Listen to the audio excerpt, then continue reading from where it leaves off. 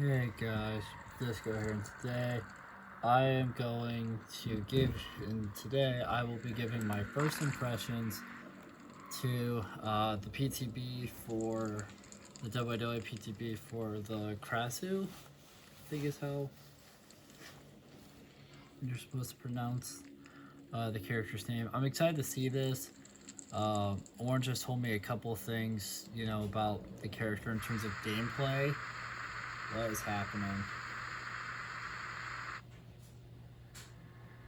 The fuck? What is that? What? Why is she back? Why is she back?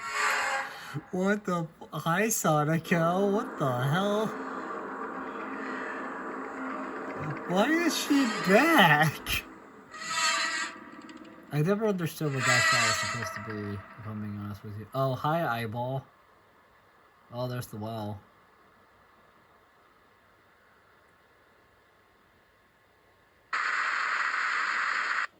What the fuck? Okay, sure. I don't know what that was about, but okay. Well, I'm gonna die in 7 days, so it was nice. It was nice being here while it lasted. What the? Okay, and we're back to normal. What the hell?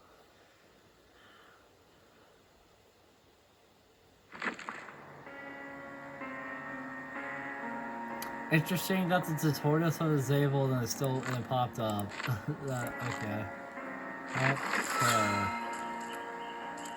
That's fine. Oh, the watch arm.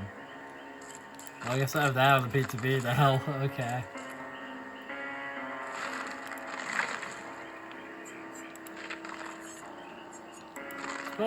I guess I'll start with the Survivor, because that should be last. Oh, there they are. V. Boomyasak. V. Boomyasak's energetic drummer, whose adventurous nature led to a doomed concert. Her personal perks, road life 1, 2, 3, 4, and ghost notes allow her to leverage repair work into faster healing, strengthen allies' abilities to repair and heal, and recover from exhaustion. But why is David disabled? Oh, he's for some reason locked behind the thing you can't do. For some, what the hell is going on? Oh,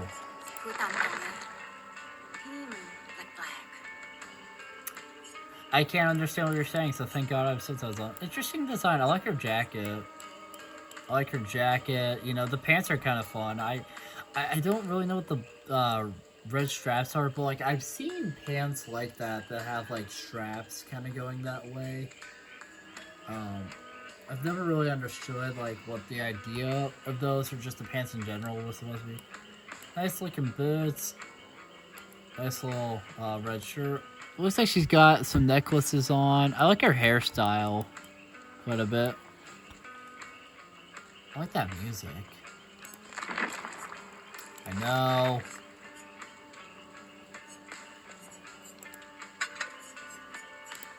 Got here. Faulty amps, sweaty dives, broken down vans, nothing makes you feel more alive. Well injured, not broken, and repairing and generating 1 token for each regular great skill check success. When you have 8 tokens, spend all tokens and gain 100% healing speed until you stop healing. Lose 2 tokens when you fail a regular skill check. Broken prevents healing. Remind me to teach you how to patch your own pedals crit. Whoever that is. V. Bunyasak. And then we also have Ghost Notes. You know that the best breakdowns precede the biggest build-ups. When you have exhausted, your scratch marks disappear 50% faster, you recover 5% faster from exhausted. Let's take it to the bridge, V. Bunyasak. And finally, 1, 2, 3, 4.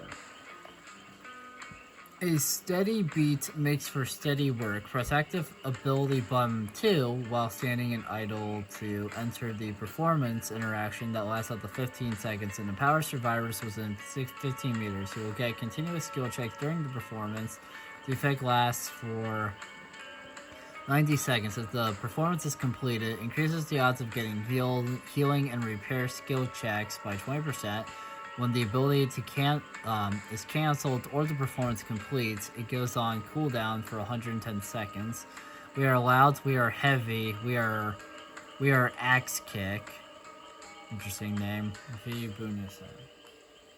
Okay. So that's kind of the rest of her perk stuff. Oh, that's right. It just starts at... That was a janky animation, but that's right. You just start at Prestige 3 now, and it looks like you have all perks already. That's crazy. Interesting picture. Visualization. V Bunisa. A thrill-seeking drummer whose boundless energy lifted the band Axe Kick to a whole new level. Messy wolf cut. When the band's drum machine kicked the bucket, she was ready to step in, knowing all their songs. Oh, she comes with a let's see the other jacket. Oh, so it goes from being yellow to this nice blue color, and then the shirt's like a nice green. I like that. I like both, honestly. Both are cool. So her normal shirt is patchwork jacket. They broke into an opera house to play a show. A strange cassette found in the dressing room almost scared them out of playing. Camo Cami. She always made sure to wear flexible fabrics that would facilitate her flashy percussive flurries. Funky suspenders. She closes her eyes and lost herself in an exhilarating drum solo as fog engulfed the stage. Okay. I want to see just how many... Oh god. Okay.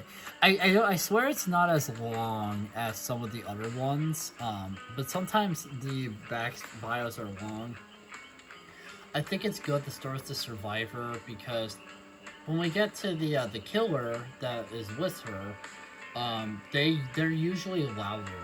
Kaneki, for instance, what annoys me about Kaneki is his screaming. He screams so much, and it's like so loud that it's kind of like annoying to listen to it, you know? Like in the menu sometimes.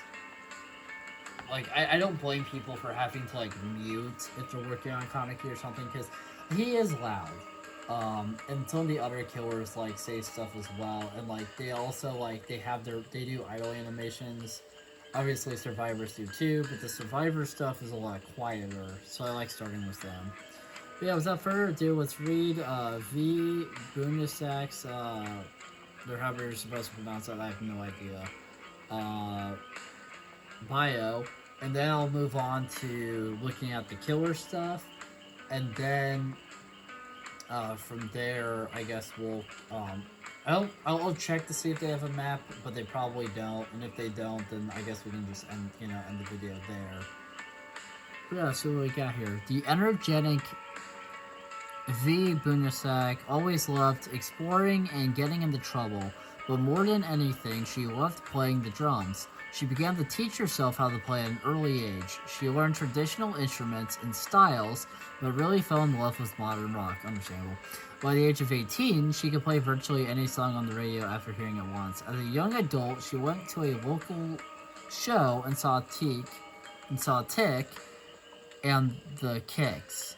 She immediately fell in love with the band's scrappy sound. Tick's vocals had a gravely urgency, and Fritz's huge guitar sound filled the room. The only problem was the tired old drum machine that took ages to reset between each song. But she couldn't get the music out of her head. With no records or merch, the only way she could hear them was live. So she followed them from show to show, learning the simple beats programmed into the drum machine. The band finally had their big break, opening for a group of local legends. They sweated their way through, soundcheck in the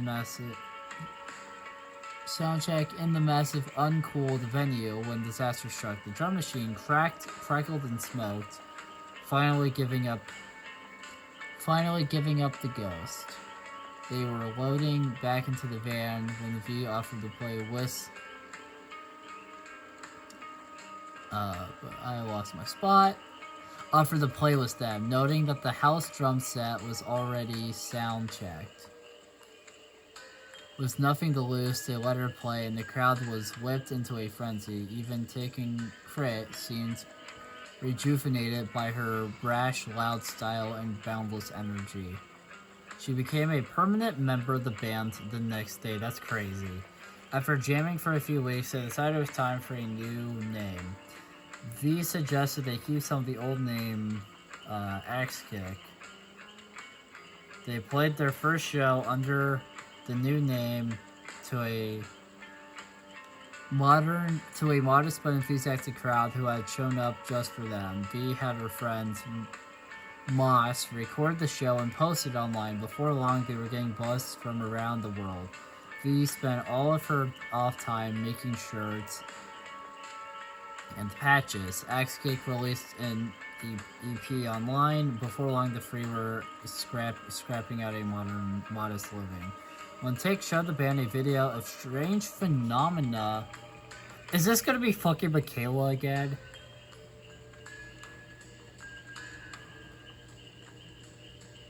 An abandoned opera theater across town. Oh my god, it's somewhat related. Oh my god.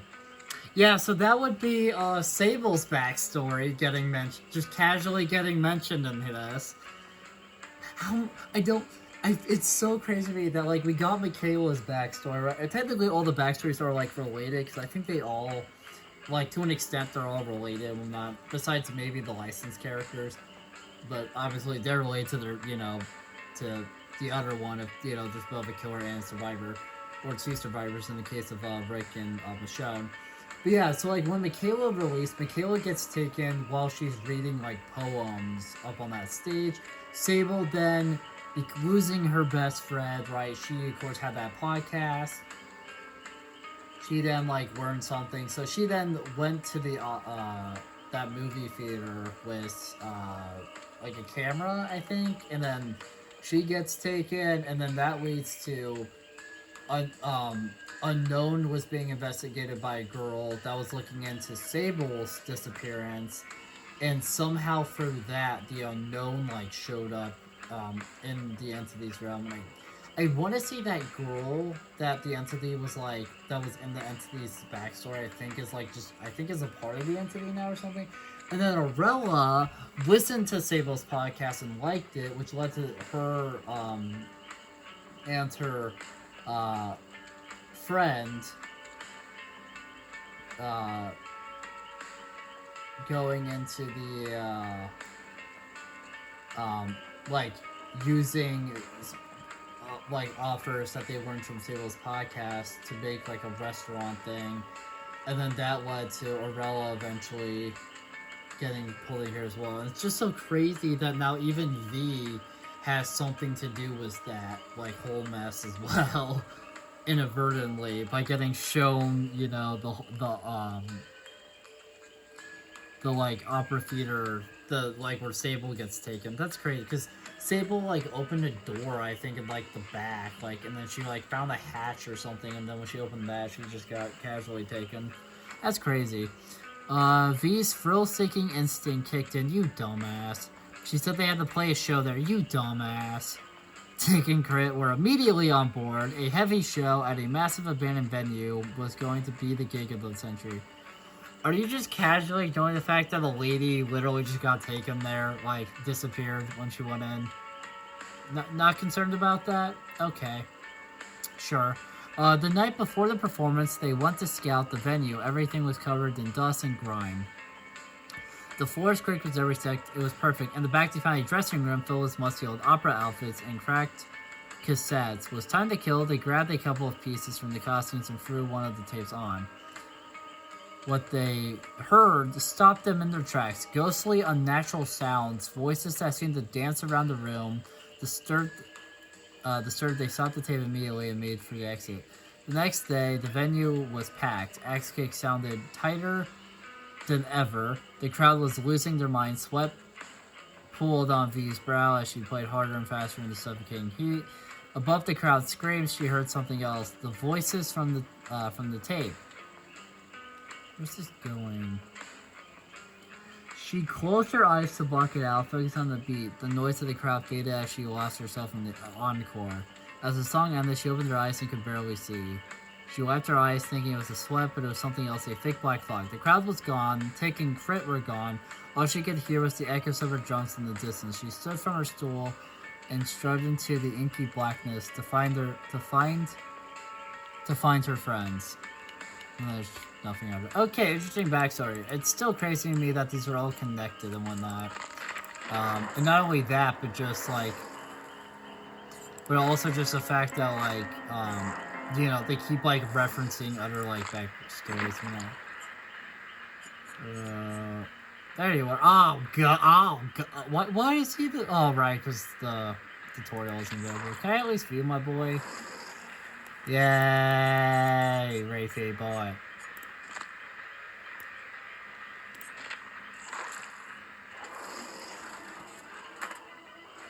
Hi, buddy. Hello. God, that's terrifying.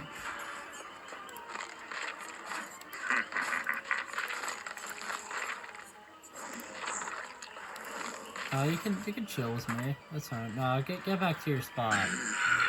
Get back in your spot, boyo. Get over there. Crazy scoundrel. There you go. There he is. Hi, buddy. That knife is ginormous. Oh my god. You're forgetting how big the pizza knife is. Hi, buddy. The crowd. The crass. The craze. The Kraus. The Kraus hungers for blood. Her personal perks, Ravenous, Wandering Eye, and Hex Overture of Doom help her increase mid-trial pressure, spot injured survivors, and cause confusion to alerts. Alright, let's see. What the fuck? What the fuck? Oh god, oh no, oh god, oh god, okay, what the fuck? What the shit was that? Beauty surrounds. Interesting design. I kind of dig this. I kind of dig this outfit. I don't like how you're moving. Yet another knife. Quite a bit different than most of the other knives in the game, though, which is interesting. Casually just moving it around. Like, oh god. Okay. Oh my god, that's terrifying. Jesus Christ. Gee. Ooh, this is gonna be difficult. The crowd starts with her 3 personal perks. Oh yeah, that's crazy.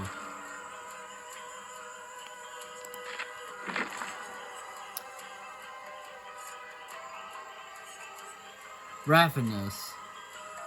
The scent of blood is in the air. Time to feast. Whenever you hook a survivor for the first time, gain 1 token. Oh god, okay, what is happening? Okay, that's weird. And going back in, oh, knife is going. God, what the hell is going on? Gain 1 token up to a maximum of 4. When you have 4 tokens, all survivors scream and are inflicted was exposed for 60 seconds. Weeping Geneva's blood streams / the devil smells the weak. Fabro Baron's Generva. What the hell is this code? Okay, yeah, I'm not used to that. Oh god. Let's just go and do that. Hex Overture of Doom, a hex that plays on the paranoia of others. Spawns a hexstone that curses the forest generator and reveals its aura in yellow. When a survivor repairs the curse generator for 5 seconds, you gain undetectable and your tear radius is applied to the generator for 30 seconds. When the curse generator is repaired, the next forest generator is cursed. Undetectable from Salvation's Ruin, he warns / death comes from all around. Giovanni Serrato's Fog Hill. Wandering Eye. Bloody prey surrounds you, vying for your attention. Whenever you start chasing a survivor, reveal the auras of all other injured survivors within 15 meters for 5 seconds. This perk has a 3-second cooldown. A drop does not satiate / when a river is needed. Elliot Campbell's Grandeur of Samuel. Unbodied Flesh is the name of the power. Special ability, corporeal weave. The Krazu can shifts between body and head forms at will. Body form has a 13-meter tear radius, head form has a 40-meter tear radius. It is slightly faster but cannot break pallets and is not granted bloodless. Special effect leached. Oh Jesus. Okay. God. Okay. Hitting a survivor's intestinal whip or a leaching gland adds to their leech meter. When the meter is filled, the survivors afflicted with leech 1. Leech 1, the leech meter fills automatically. Leech 2, the survivor is afflicted with broken. If healthy, they become injured. Special ability intestinal whip. In head form, press the attack button to lash out with your internal organs. Survivors afflicted with leech can... Jesus Christ. Can be damaged by intestinal whip. Intestinal whip partially fills the survivor's leech meter up to leech 1. Special ability regurgitate. In body form, press and hold the power button to charge regurgitate. When charged, tap the attack button to spew a leeching gland. Leeching gland completely fills a survivor's leech meter up to leech 1. Special item glowing fungus. Survivors can eat glowing fungus to decrease the leech meter over time. Being hit ends the effect. Special ability headline flight. And head... Oh god. I'm not used to this. In head form, press and hold the power button to speed through the air. And I can read the add-on, so let's go ahead and do that. So we got Sticky Lozenge. A simple tablet to moisten a dry throat, often taken before an audition. When charging regurgitate, see a preview of the impact zone. Luckless Mouse. A game of cat and mouse always gets the blood pumping. Increases headlong flights charges by 2. First libretto. She felt as if she could walk on the air after landing a role in her first opera. Decreases headlong flight's consumption rate by 20% for 15 seconds anytime you hook a leech survivor. Broken Tiara, a dazzling stage prop worn by a pharaoh's daughter, as distracting as it is fake. Survivors are oblivious under the glowing fungus effect.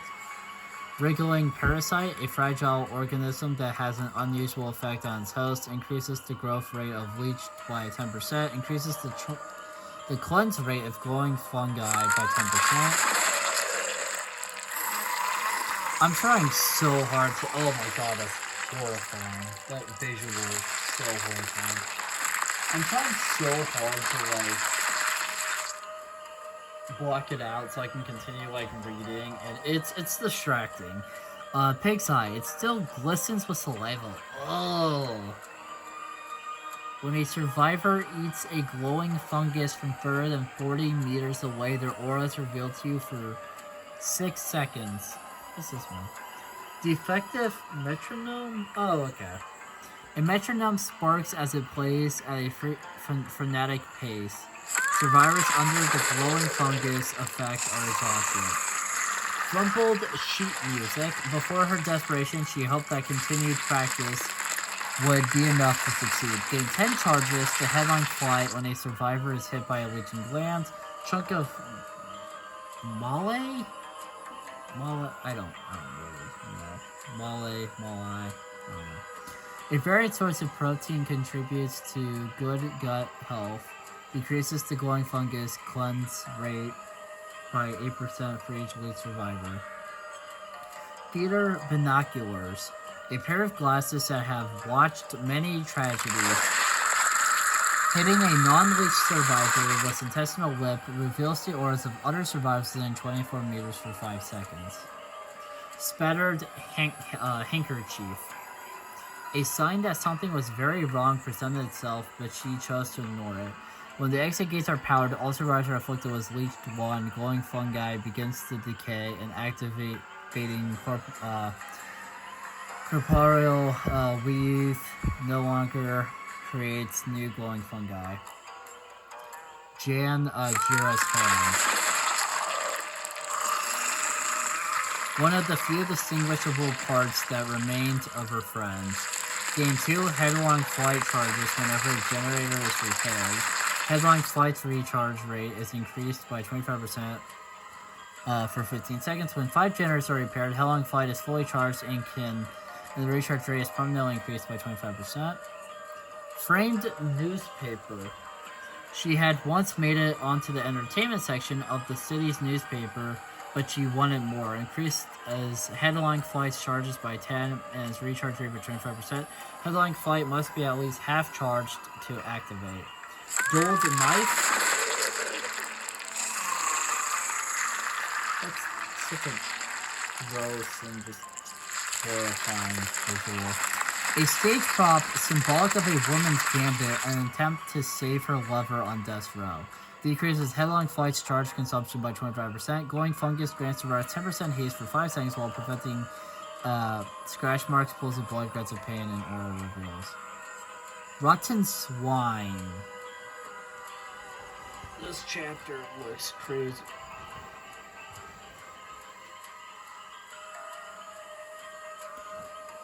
A revolting meal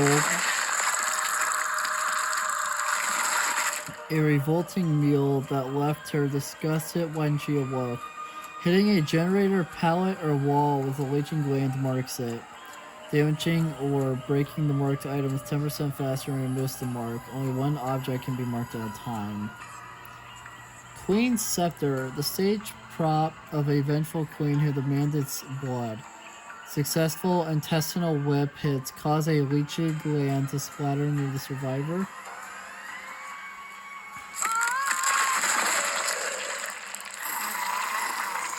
Mysterious elixir. A liquid melded from the frog itself. Interesting.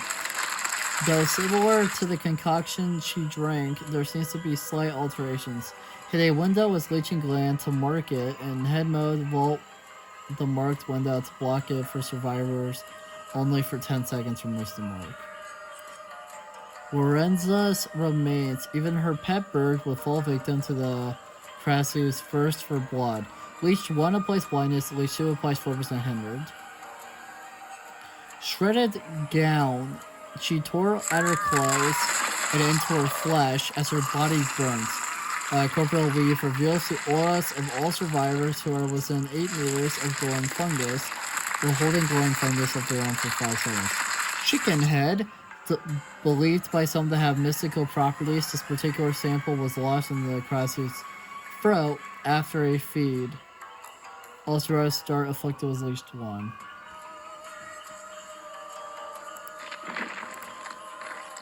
The Krasu, a voracious monster lived within her body, consumed with an unending hunger for flesh and blood. Leading lady, to drink the elixir was to accept that her body would be inhabited by another creature, but how she would reject the promise of fame. But how could she reject the promise of fame? Oh, she has a daughter outfit. I don't mind this one, but let's see what the other outfit is like. Ooh! For some reason I can't spin her around in this outfit, but I like that. Actually, I can't spin her around at all now. What the hell just happened? Interesting. Traditional comfort. The creature was killed without mercy. First mauling animals and then feasting on her best friend. And we have Midnight Chocolate. She awoke, relieved to see bloodied fur surrounding her. She'd hate to have mauled the opera's director and from her show in the turmoil. Larb knife. That's what that is. Okay. The violent killings were a necessity that she accepted in return for the fame she deserved. So she's got 4.6 meter a second speed killer, 32 meters terrace, and average speed. Quite a bit to read. Let's go ahead and see what her Mori is like, because I'm interested. That's gross. Okay. Tendrils. There's no bar. Okay, there she is. Okay. Okay. Oh, Jesus. Oh, God. Oh, Jesus. Oh, God. That's horrifying. That's horrifying. Like, my God, that is That is horrifyingly just gory. Like, my God. All right, let's go ahead and read her bio, and then that will be no. Let's see if she has a map, and then the next video, because I like separating it just because I feel like the gameplay kind of stands out on its own a little bit. This is just like reacting to the new characters and whatnot, and the gameplay can actually I'll actually test them out. And that'll be the next video. Will be me doing the gameplay, and then I am considering. In fact, I think as of recording this, I'm considering doing a video where I try out the Michael Myers changes. See what Michael kind of feels like now. But I'm currently undecided if I will do that or not. I'll have to find time for it. If I do. Barong Sukkapats. I horribly butchered that, I'm sorry. Operatic rehearsals in Thailand, interesting, were a sea of emotion, but despite tiring efforts, she was unable to become anything more than an understudy. What started as a desire to share her gift became an unshakable need for fame. Her childhood friend, Janajura, was her biggest supporter, but aside from a shoulder to cry on, there was little more she could offer. It wasn't until Malai, a fellow singer who had quickly risen the ranks, reached out that Barong's fortunes changed. Malai presented Barong with a glass bottle. A clear liquid was in, and advised her to drink it, her tone deadly serious. Each night another will inhabit your body, but you will be a success on the stage like me. Barong laughed at the peculiar game. Even so, she wanted more than anything to leave its truth. She grabbed the bottle, swallowing every drop.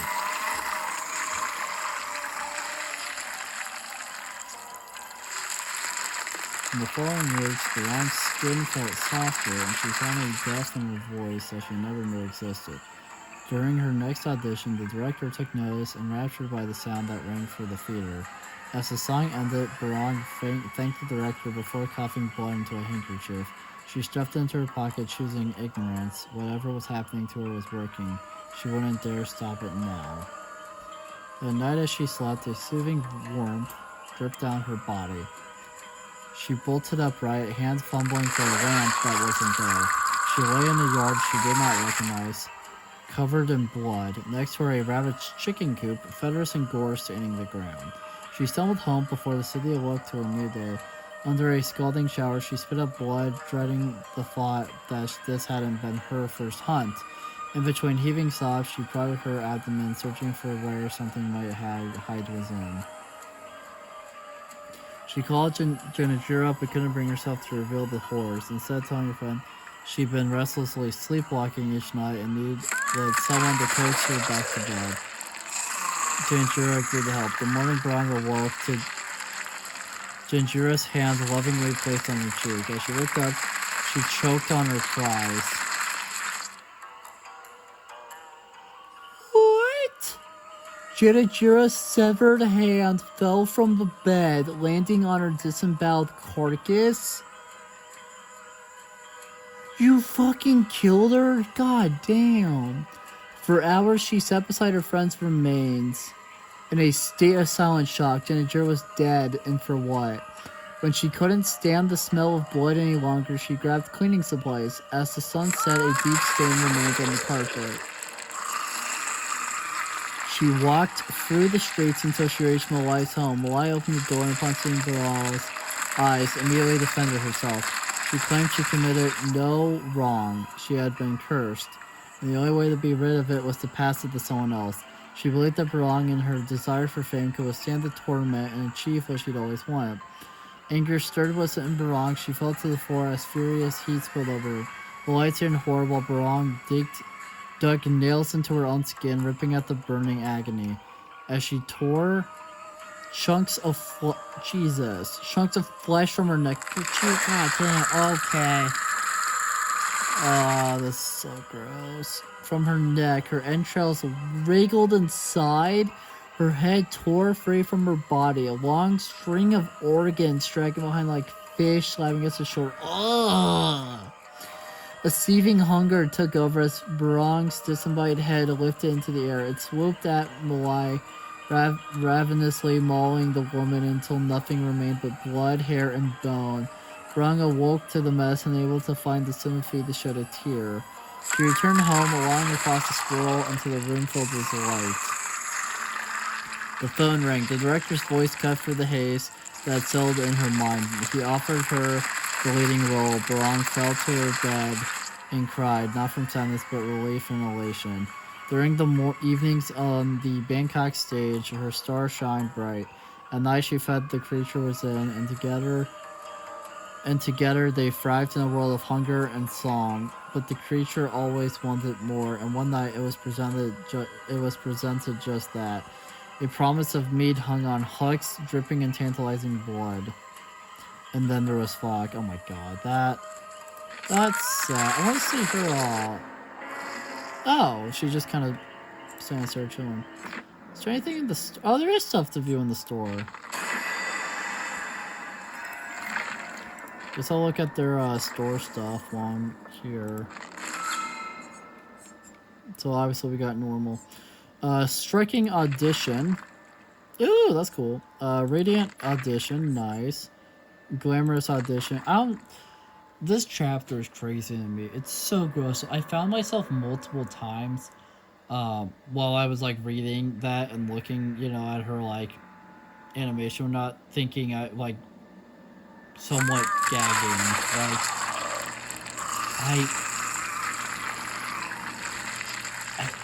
Like, this is just insane to me. Dazzling Audition. Let's see what that one's like. Nice. Overture of Sorrow. Oh, that's kind of cool. I like how the knife looks in that skin. Overture of Mirth. Knife looks cool in that one too. Overture of Calmness. That's pretty cool. Weekend Slaughter. Oh, I like that. That's fun. Very casual. Weekend Massacre. Very similar looking, but I like both of them. That's cool. And Night Queen. That's cool. Yeah, no, that's cool. I can't move it for some reason. Oh god. I can't move it for some reason, but I like that. That skin looks cool. I really like how that one looks. That one's really cool to me.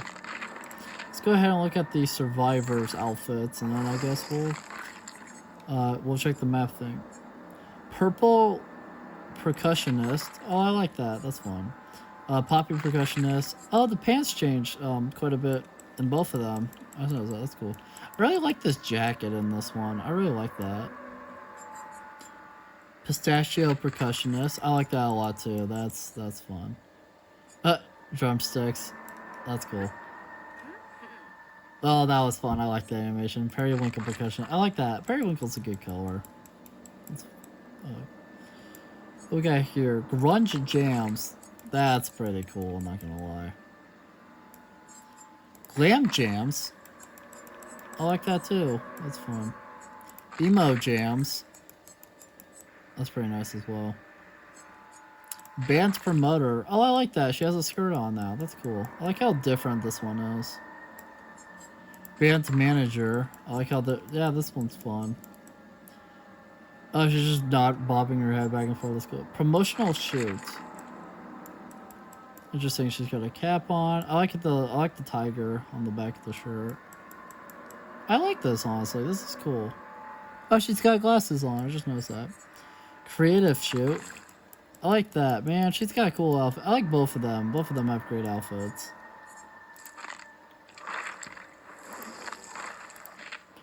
So now let me...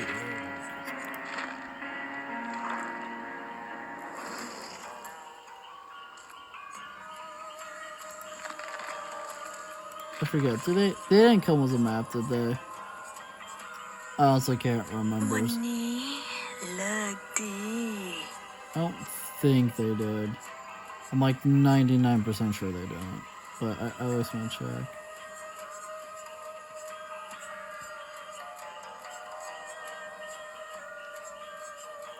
Oh yeah, all the different Mount Worm lands. I keep forgetting about that.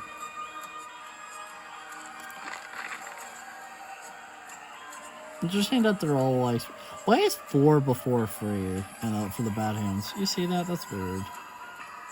I really hope that's like some weird oversight or something, because that's really weird to me.